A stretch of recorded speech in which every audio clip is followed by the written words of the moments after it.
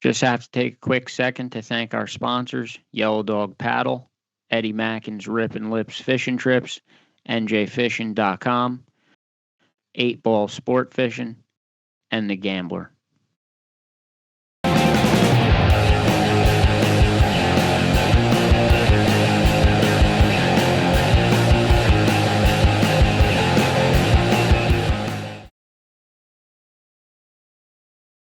Hello and welcome to episode number 150 of the NJ Multi-Species Podcast. I am your host, Joe Santiago, and my partner, Kim, is here.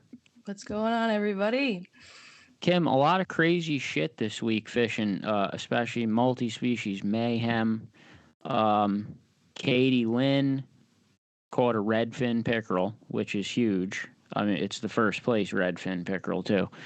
And she also caught a striped bass that I believe scored, and today she caught a monster trout that's I think it was over 26 inches. That moves Katie Lynn into the top 10. And the other crazy one is Jen Wong. Jen Wong, let me pull it up. Jen Wong caught a white perch over 13 inches first place, and a pike over 39 inches, I believe. Yeah, and so both of them are now on the top 10 board out of nowhere. Katie Lynn moved into 6th place from off the board. Jen Wong moved into 9th place from off the board. So, yeah, some pretty crazy shit in the freshwater mayhem.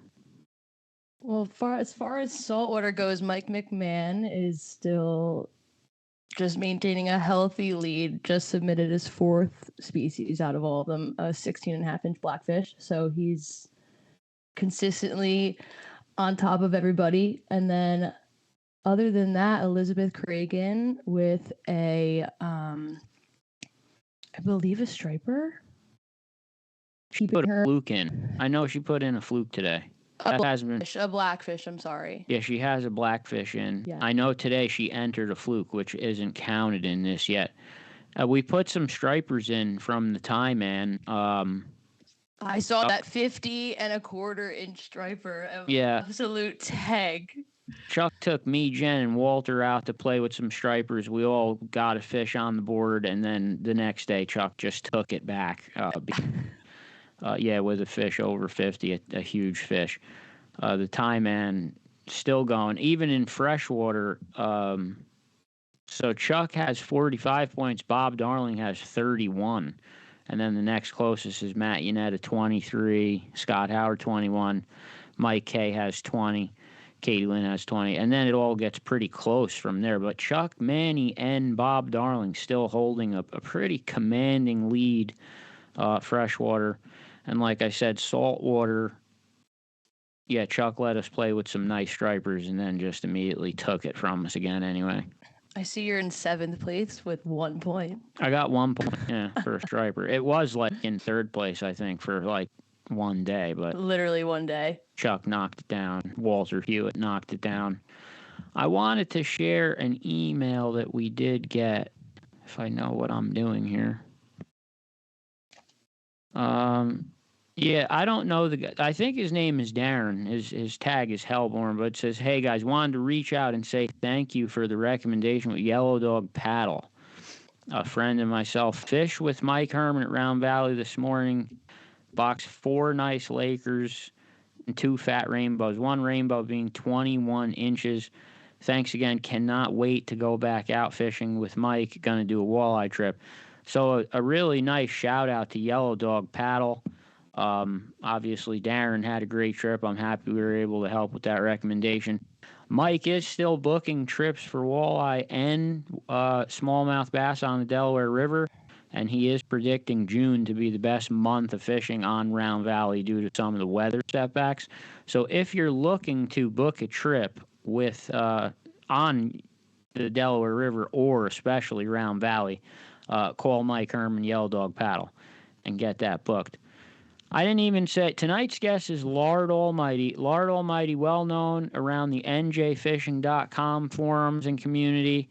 Been around a long time, and he wanted to come on tonight to celebrate 15 years of being on YouTube. So we are patiently awaiting Lard to come in at any moment. And Kim, Like the history. You're gonna have some historical questions for Lard. Groundbreaking. Shout out to Jen Wong who's watching.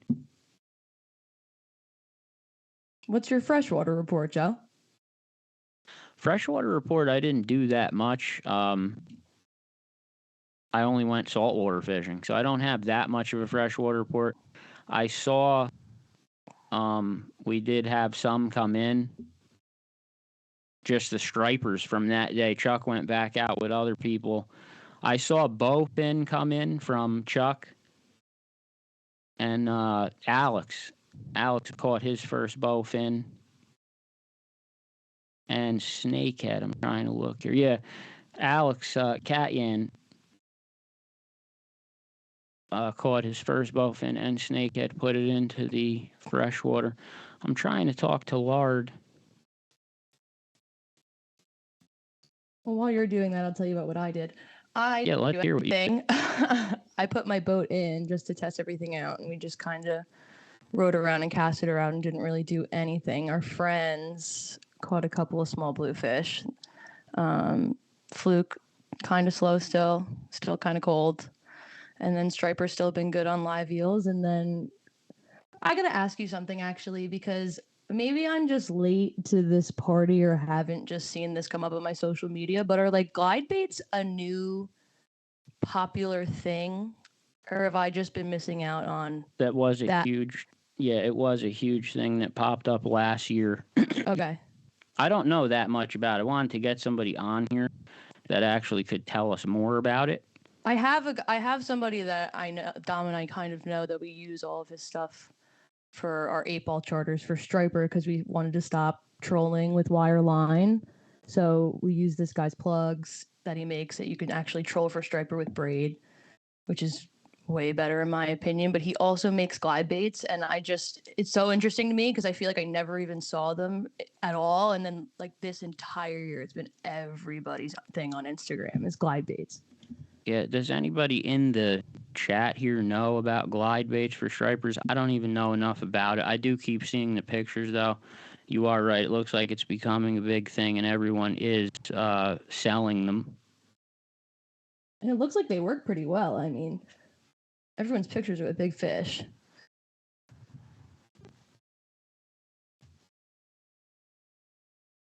I'm having a technical difficulty with Lard here.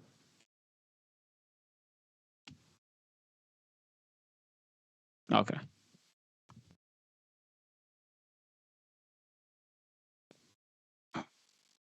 Also, if you're going to fish Lake Apacon, Eddie Makin's Rippin Lips is starting up on the red-eye trips. He's already had a couple of good outings already. He boated a 7-pound walleye the other day, still in daylight. And, call Eddie Makin's Rippin Lips fishing trips for your next trip on Lake Apacon. The pontoon boat rental still going to be available. And, okay, I think our guest is ready to come in. If we have to back out for a second. We will be right back with Lard Almighty. All right, we are back with our guest. A few shout-outs. Fast Eddie's here. Fast Eddie has a giveaway announcement coming up for Mayhem that's going to be given out soon. Tim Brennan, what's up? Kevin Thomas. Kevin Thomas said the glide bait is a hot new lure from last year, really big with surf fishermen. And Lucky Crafts for Fluke last year. I want to introduce our next guest. Like I said, very well known on the fishing forums and around the state of New Jersey specifically. Welcome to the NJ Multi-Species Podcast, Lard Almighty. And congratulations on your 15 years on YouTube. Thank you. Thank you so much for having me here. It's great to be back. And 15 years. All of my expectations have been exceeded. It's very, I can't think of the word, but coincidental that you're our 150th episode and it's your 15th year anniversary.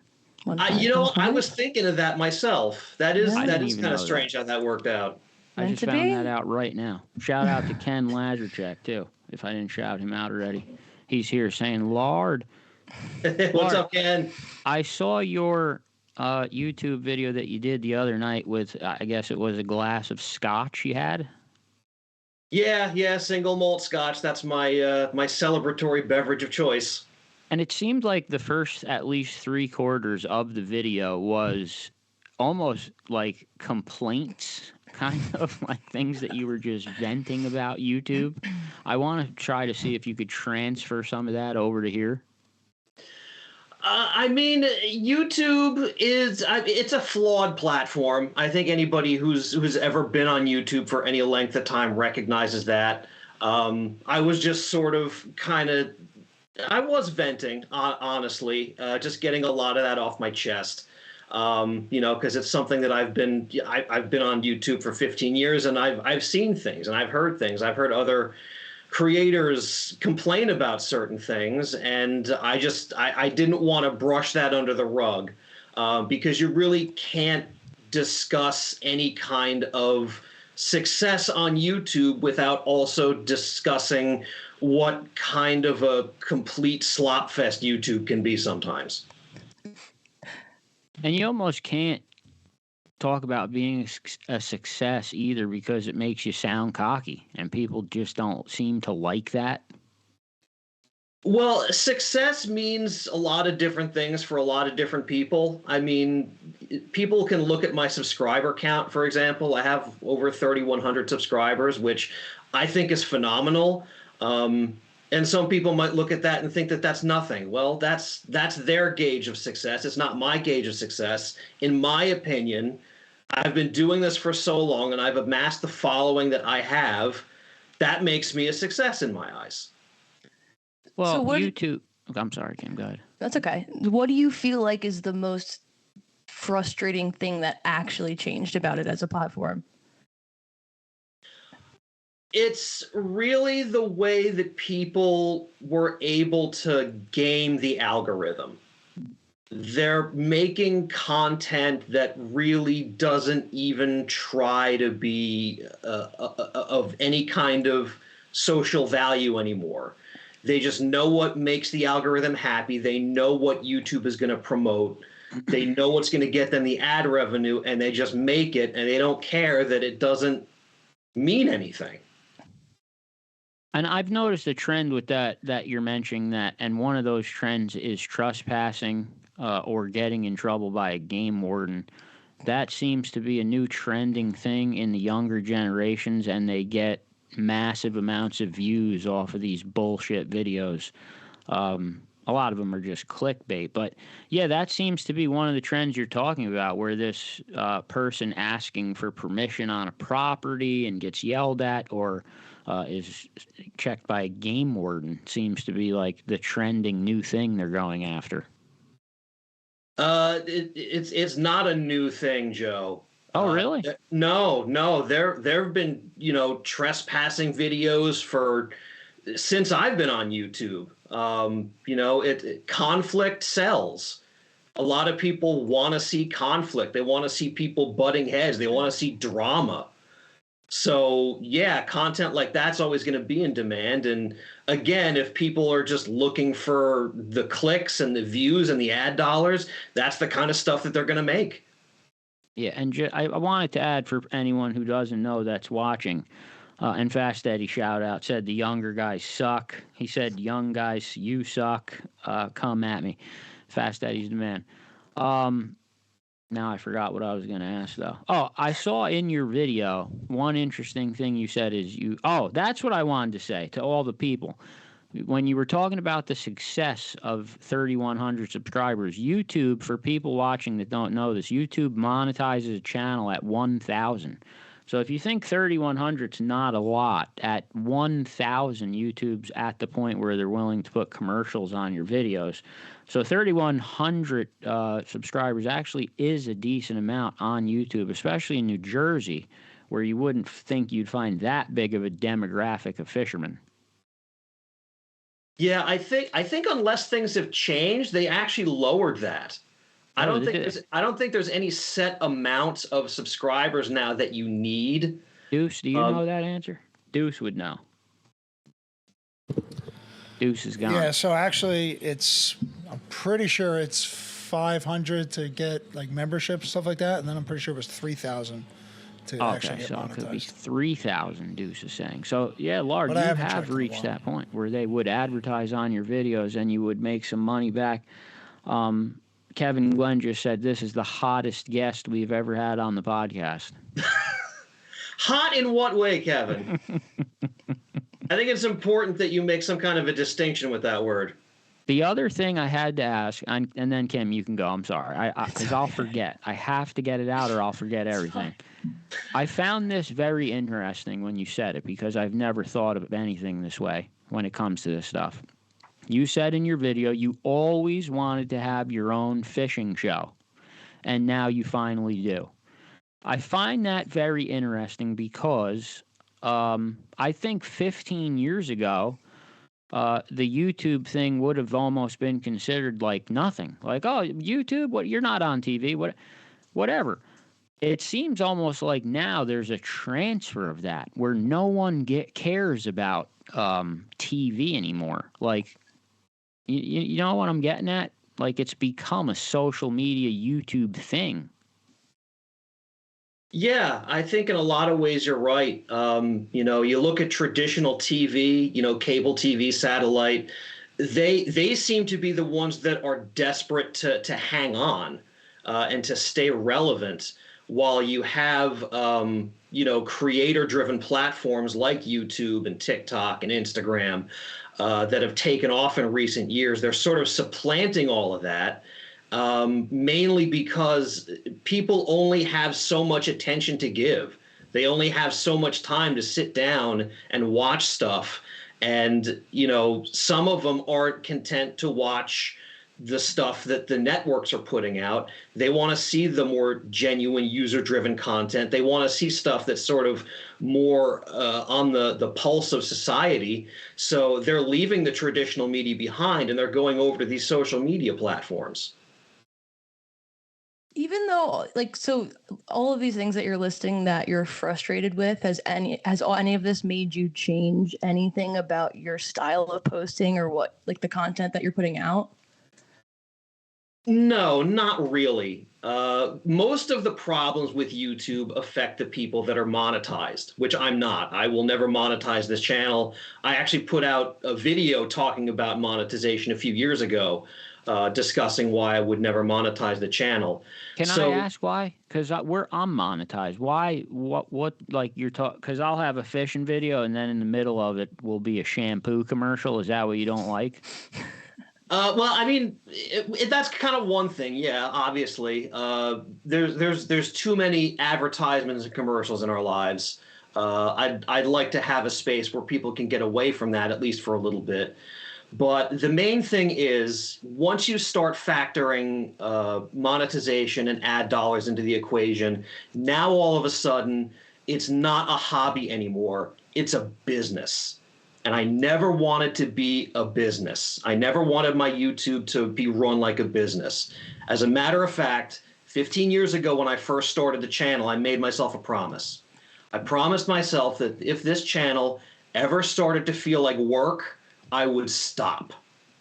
And the fact that I've been able to continue for 15 years means I've just been having fun this whole time. And that's really all I've ever wanted, was to just have fun with this.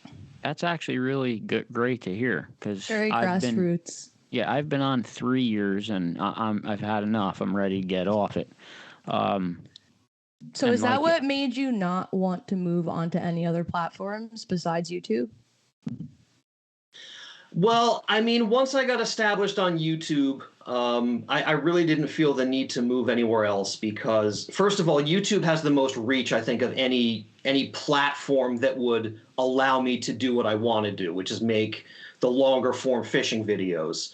And also, I don't like social media. I left Facebook 10 years ago. I'm starting to love everything you're saying. And that was before all the privacy stuff hit the fan on Facebook. It only got worse after I left. So I'm glad I got out when I did. And TikTok, Instagram, those other sites, they just don't appeal to me. So I decided I've carved out my little place on YouTube, and I'm just going to stick with it. And you don't do short form, right? You only do long form. Yes and no.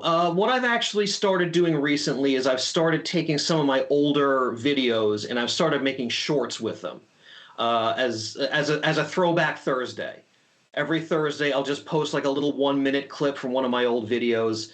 And I wanted to do that because there's a lot of newer subscribers, people that haven't seen the older videos. So I wanted to give them a chance to see that content as well, and maybe kind of give them an idea of how things have changed a little bit over the years since I've been on the platform.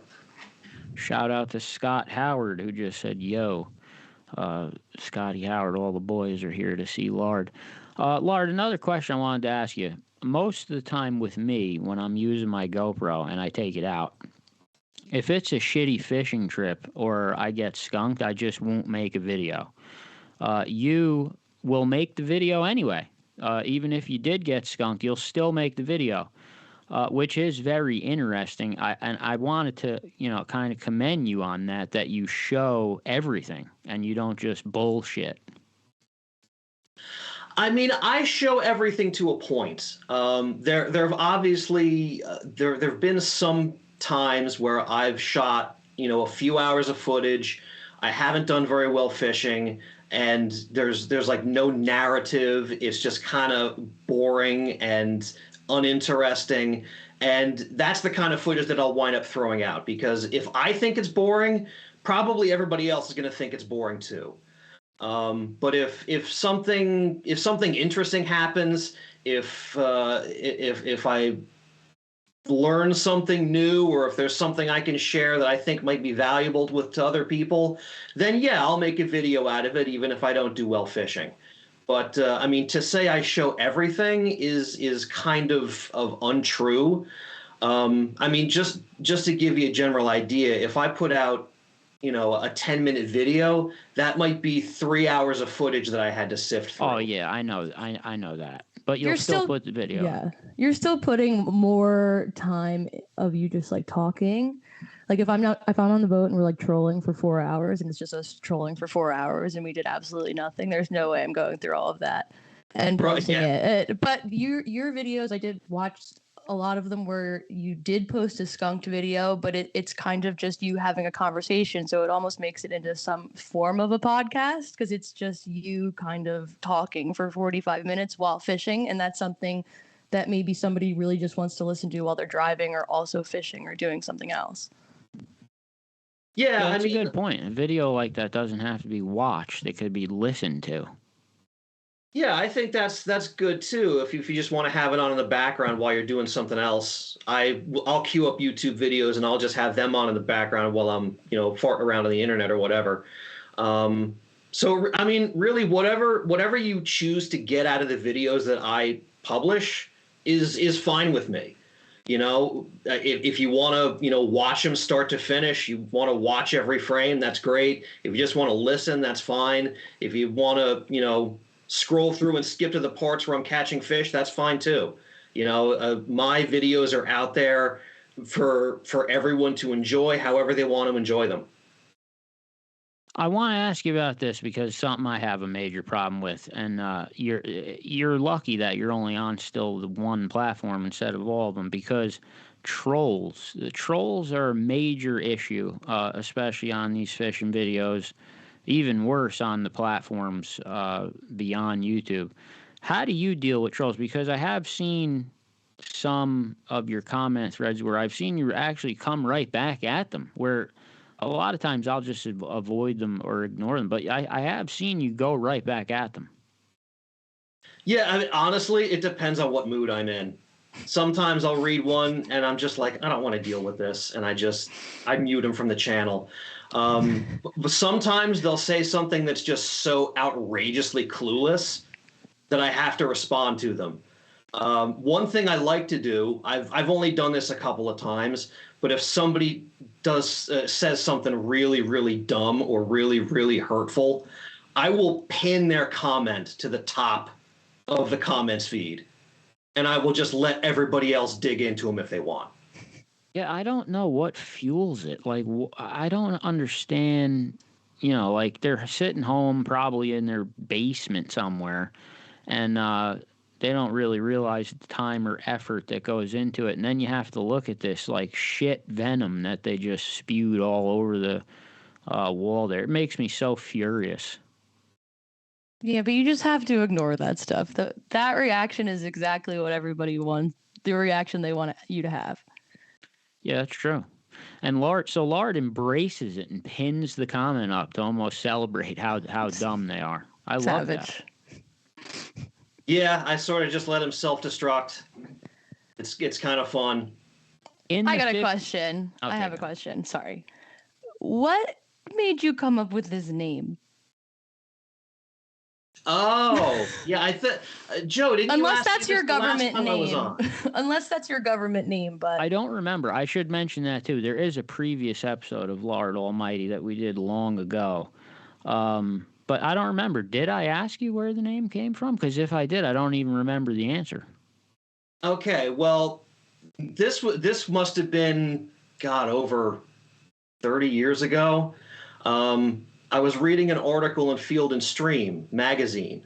It was a humor piece. I forget who wrote it. It might have been Ed Zern. It sounds like something he might have written.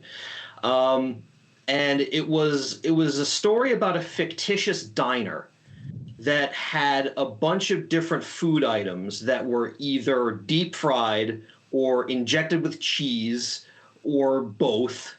And the final item on the menu was essentially a combination of all these items into what he called the Lard Almighty Sunday Brunch.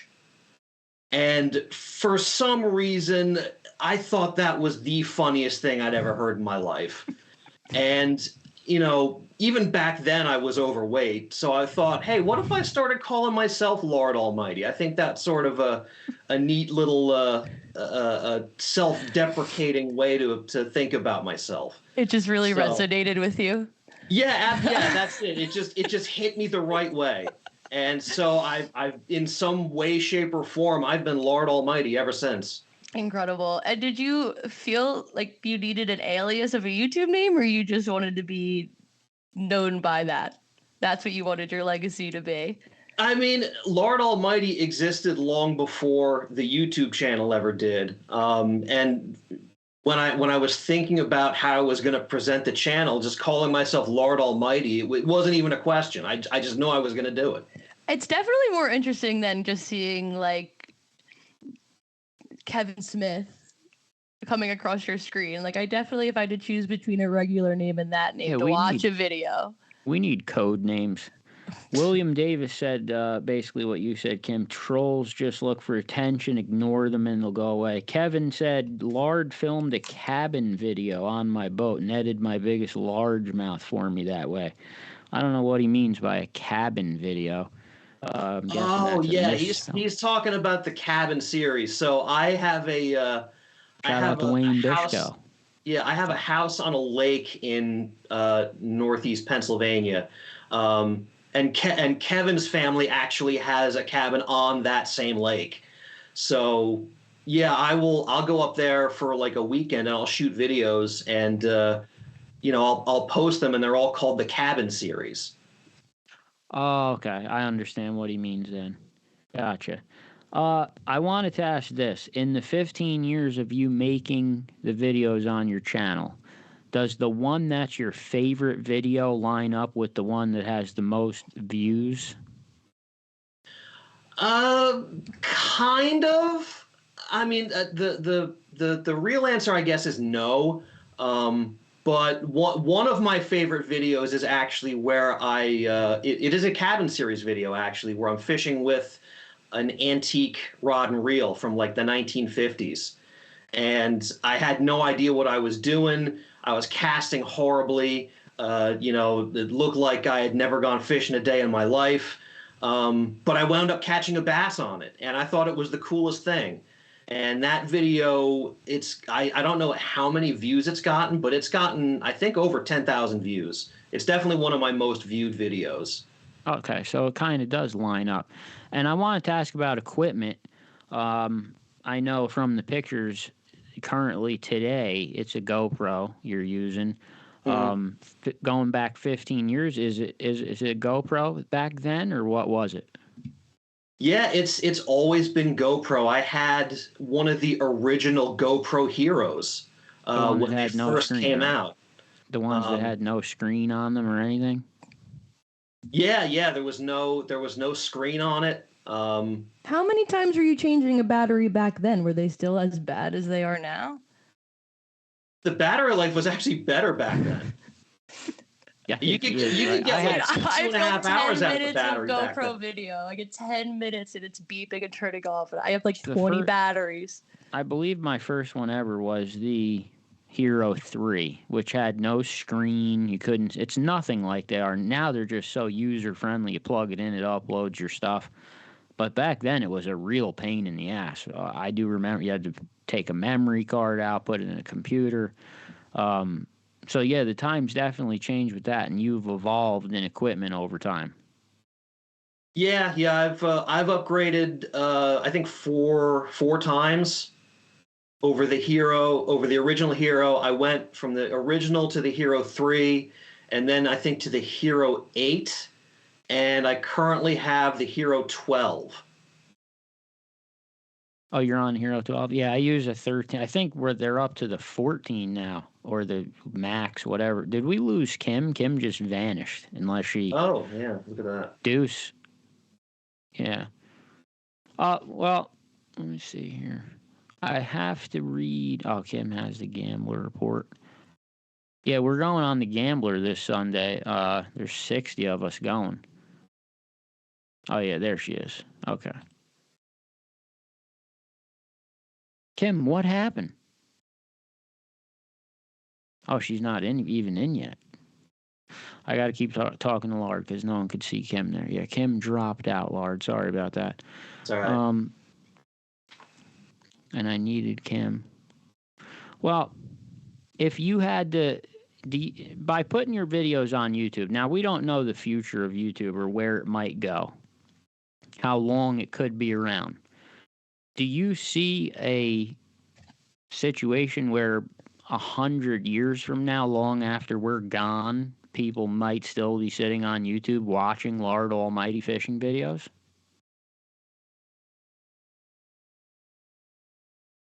It's definitely possible. Even as short of an attention span as the internet has, pretty much everything that has been uploaded to the internet is accessible in some way at this point.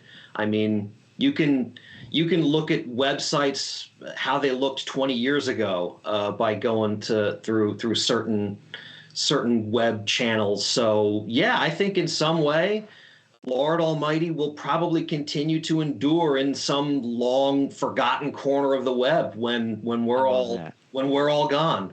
I love that. As long as YouTube is still around, which it should probably be, I would imagine. I mean, again, it might change over time exactly how YouTube is presented, but I think the content that they have on their servers right now will remain. So yeah, I don't see these videos really going away ever. It just might take a lot more effort to find them down the road. This is my last question for you, and then I'll hand it over to Kim. But now that Kim's back, and she's on the other side, which is cool. I like you over there. What the hell was I? Oh, would you say at this point, because I make both. I do work. I use a GoPro just like you. I make YouTube videos, the long form and the short form. I'm always in a major question in my head. I'm just reading the closed captions off of the screen, off of the Facebook Live. I'm always in a quandary when I'm like on the Time Man striper fishing. Do I want to change the camera to the 9/16 for a short, or do I want to stay in the 16:9 view for a full YouTube long form? Do you feel that there's a trend happening now where the short form videos are becoming more popular, or do you feel that it's just two different audiences? I think in a lot of way it is two different audiences. I think people who watch shorts, they're not going to pay attention to a long form video. They just want to watch something real quick, get that micro hit of dopamine, and then move on to the next short video. Doom scrollers. Doom scrollers. And then you have the people who actually want to sit down and, you know, have their attention occupied for a length of time, and those are the ones that are going to watch the longer videos. I think YouTube is intending for shorts to not only like directly compete with TikTok, but also they want to have people use that as sort of a promotional tool for their longer videos.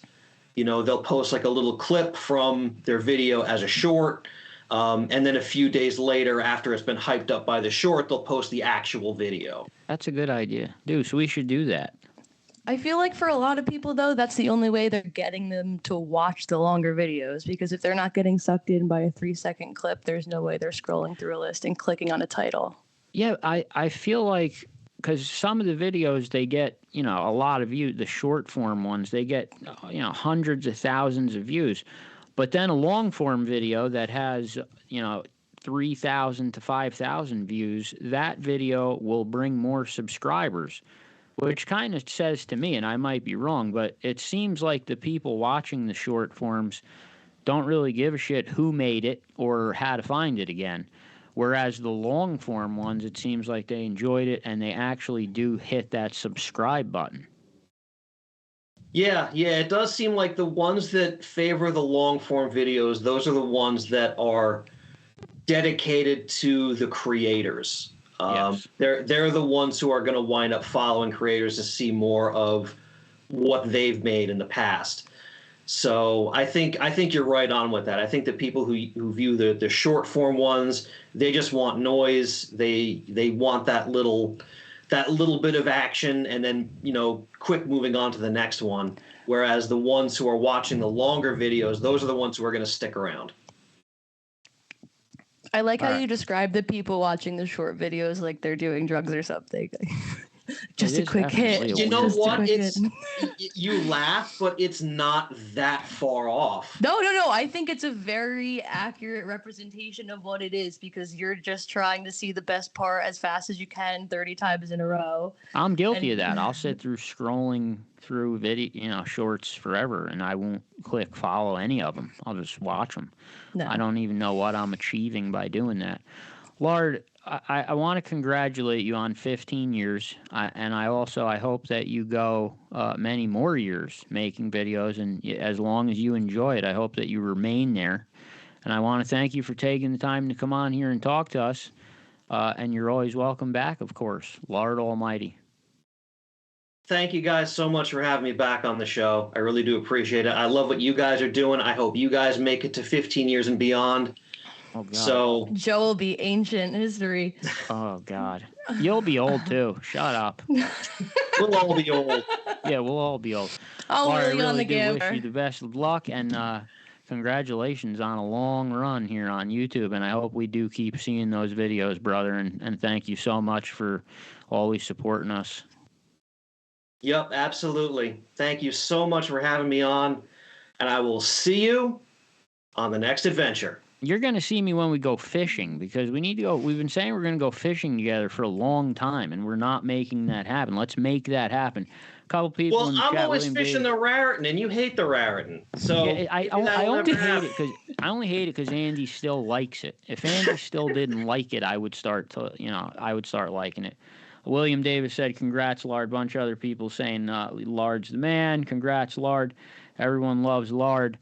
Lard, you are the man. Thank you so much for coming on. But yeah, send me a text. We have to set up a date to go fishing. It has to happen. It's on the internet, so we can't back out. Yeah, it's on the internet. Internet is forever. So yeah, we'll make it happen. Thank you, Lard. Bye. All right, take care. All right, Kim, do you have my report from the Mighty Mighty Gambler? Yes, I heard you yelling at me. I got it. Okay, I need the Gambler. I want to just a couple quick things for anyone who's coming Sunday. First of all, Deuce, if you're listening, you have to make the gift, the goodie bags by Thursday. So get those done. If they don't get done, we're screwed, and it's Deuce's fault. The gambler pool is going to be $10, and it's going to be the first and second place sea bass will get paid. Obviously, the first place gets more. I think it's 2/3 of the money goes to the heaviest, and 1/3 goes to the second heaviest. Sea bass only this year. No other species. I know last year Walter Hewitt won with a codfish. No more of that shit, Walter. That's gone. Sea bass only. Kim will be there trying to beat me at anything she can. Like beating. Just beating me. Now, the Palmarius rod is going to be the first person to limit out. Obviously, Chris Lido and some other people will be watching this. Don't be throwing your fish in someone else's cooler until that rod competition's done. Because obviously, yeah, you have to catch the 10 fish. You can't be sharing them with someone else. So the first person that Chris Lido alerts me to being limited out is going to win the Palmarius rod, and it's a very, very nice rod. So a couple fun gifts going out on the Gambler. Now also the Gambler sets sail at 7 p.m. and 7 a.m. Oh God, not 7 p.m. 7 a.m. sets sail, and they recommend being there 1 hour early. So that's 6 a.m. The Gambler for the parking for the Gambler is stacked rows, so you do have to stack in, and then you get blocked in by everyone who's on the trip. So yeah, time is kind of imperative. You want to be there early. Do not come rushing in the last 10 minutes, obviously, unless you had some sort of emergency. Obviously, $10 cash for the pool, and obviously a cash tip for the mates of the Gambler. We know the mates of the Gambler are going to work very hard. Kim, you know that better than anyone because you are a mate and you get tips. The mates for the Gambler are going to work very hard to make sure everyone has what they need. And also for everyone coming, if you don't have anything that you do need for sea bass, they do have everything available. I believe it's $15 for a rod and reel rental.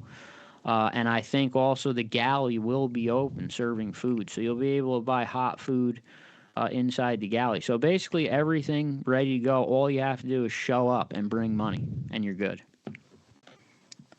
As far as they did for fishing, they finally got out tile fishing. My trip still got rescheduled, so now I'm just holding out for the end of the year Tuna 30-hour canyon trip. But nonetheless, they hit the canyons, loaded up on Tilefish, 15, 16 pounds. Nothing huge, but still pretty big. Actually caught and released a mako shark, which is pretty cool. And all in all, it was a really good trip. The weather was good and perfect weather for tile fishing, so you could actually hold the drift and chill and relax. So it was good. I'm glad they finally got out because they've been having a rough time with the weather and a couple bad breaks on striper fishing, but Gambler finally got out there and got some tile fish. Bob Darling said, position on the boat should be drawn lottery. Bob, I would agree with you with some species maybe for that, but for blackfish, it doesn't matter. You could, sea bass, it doesn't matter. You can go anywhere. You could drop it off the front anchor if you want. They'll be everywhere. The sea bass fishing in New Jersey is unbelievable. Wayne Bishko from Maine says, it sounds like the fishing in Jersey is good. It is very good, Wayne, for certain things. It's one of the more diverse species states with saltwater and the coast. I have to ask Deuce. We have to. 8-Ball. Is 8-Ball in the water? Where's Captain Don? He's not even watching the episode. Where is he? He's here. He's here. Is he here? The SS Starlink is almost ready. All right, so 8-Ball's almost in the water. So if you're not looking, I do have to say we are going to do more trips with the Gambler this year. We're going to do a night fishing one where I think we're going to go after some bluefish. Chris Lido does have some plans. So there are going to be more Gambler trips for other species as well. But if you are looking for something more private, 8-Ball sport fishing out of Point Pleasant. Kim right here is the mate on the boat. Captain Dom, extremely flexible and affordable. He basically fishes for everything, including shark fishing trips. And this year, for the first year ever, he's doing his offshore trips for tuna fish. So you can call 8-Ball. Kim, you guys will take up to 6, correct? Yeah, up to 6 for offshore tuna and tile. We're doing 3 people just so that everybody can be like a little extra comfortable offshore. But yeah, 6-pack for fluke, stripe, or anything inshore. Sea bass. 8-Ball Sport Fishing out of Point Pleasant. So call them for your next charter. If you don't want to go on a gambler on a big party boat, something a little more private, call your friends. Get on 8-Ball. That's where I will be going for all of my charters this year. I'll be seeing Kim make fun of me. Deuce, who is the guest for next week? Guest for next week is Scott Rigby from Reel Yaks. Oh, next week is Scott Rigby from Reel Yaks. Reel Yaks is the company, the biggest sponsor of Multi-Species Mayhem, that donated the $1,700 pedal drive kayak that one of us is going to win at the end grand finale. So we're going to talk to them next week about a kayak that comes apart and can fit in the back seat of a car, which is a new option really available to a lot of people that never was. And Kim, you could even use it in saltwater because it has pedal drive. You don't have to row. I have to tell you, like, I am all set on kayaks until the one started coming out where you didn't have to do the upper body work. So the one where that's the one where you stand. No, not even that. Just the pedal. Like, just the pedaling is a game changer for me. I can't row. I'm not rowing anything. Yeah, see, I row. My kayak is a row. I've never been in a pedal one, but I do see out on the lake when I'm in my kayak, the pedal guys just go flying past me. The Reel Yak kayaks are insane. Were they at the Edison Expo? Were they at the expo? I don't think so. They're somewhere far away, but I think that we're going to see, we're going to learn a lot about them next week when he's on here. They were insane looking. Absolutely insane. I share their posts a lot. If you want to see one, you can go on there. Reel Yaks. It's ReelyAks. And they show pictures of how the kayak breaks down, goes together. So we're going to be back next week with Reel Yaks. Shout out to everyone in Mayhem who killed it this week in the contest. A lot of fish entered. And shout out to everyone for Sunday. Pray that wind is not from the south for bottom fishing. The temperature looks good. That's the only thing we could accurately see so far is the temperature, and it looks very warm out in the upper 70s. So that's a good sign of a beautiful day. But we have to watch that wind and pray for no south wind on bottom fishing. That's it, Kim. I'm done. I just have to say one thing, a shameless plug for my friends over at the Shark Club. If anybody is in the central-ish Jersey area interested in learning about tuna fishing from one of the best in the business, Jim Frieda, at the Shark Club this Friday, the 15th at 6:30, I believe. Really, really interesting. Ton of information. If you're new to tuna fishing, just interested about it, look on the website, check it out. A lot of good information for $35 a person, and you get dinner, and they have door prizes. So if anybody's interested. I've never been tuna fishing, but I've heard that name before. He's lights out. He is an absolutely incredible captain that does an insane amount of tuna fishing and is just a very knowledgeable guy. You're guaranteed to learn something if you go. So dinner and a seminar for $35. That's not a bad deal at all. And prizes. We love a raffle. All right. So we will be back next week with Reel Yaks. That's it for me, Kim. I'm done. All right. Suffer for the fish. There it is. We'll be back next week.